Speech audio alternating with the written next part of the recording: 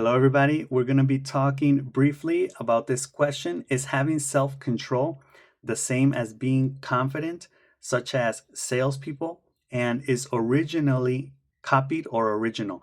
So, the first question is having self control the same as being confident? This is interesting because I was having class and some students said, well, confident people have self control and someone that's not confident, that's maybe doubtful or hesitant, may be because they don't have self-control, right? They let themselves be carried away by their impulses. But it's like, whoa, no, you get into a world of trouble handling or mixing those two concepts up, right? Because then we can mix other concepts up and then it becomes complex, right? We make this a problem. I believe you can also have confident people who are impulsive, right? Who are arrogant, who don't think, who don't have things under control.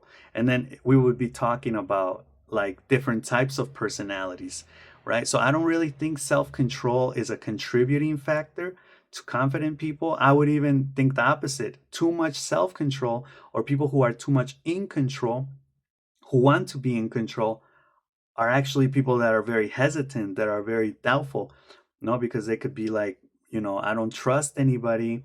I need to have everything in control. I have a lot of self-control, a lot of restraint, but obviously because of that, I come across as non-confident, as neurotic even. So there's that, which I think would be very, very interesting to analyze further, because I can see it too. I can see how someone who has self-control, who's restrained, who's serious, can come across as being confident, right? And how someone who lacks self-control, right, who's very reckless and impulsive, can come across as like very nervous or very anxious or lacking that confidence, right? So I think it's very interesting. And I say such as salespeople because salespeople, I think, have that self-control, right? They don't react to people's emotional outbursts, or let's think of a salesman who's like treating this new potential client or customer, and then he starts rambling about,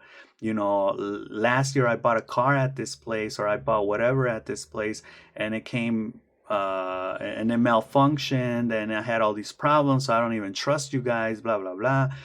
And the salesperson is just like smiling, and he's like, oh sir, I'm so sorry about that, and they're like controlling themselves, they're not reacting, and they may come across as confident. I don't know.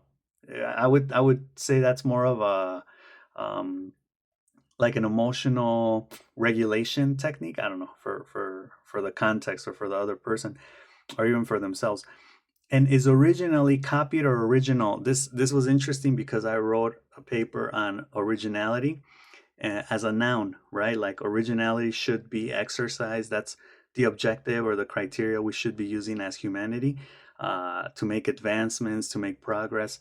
But then I heard it as an adverb originally.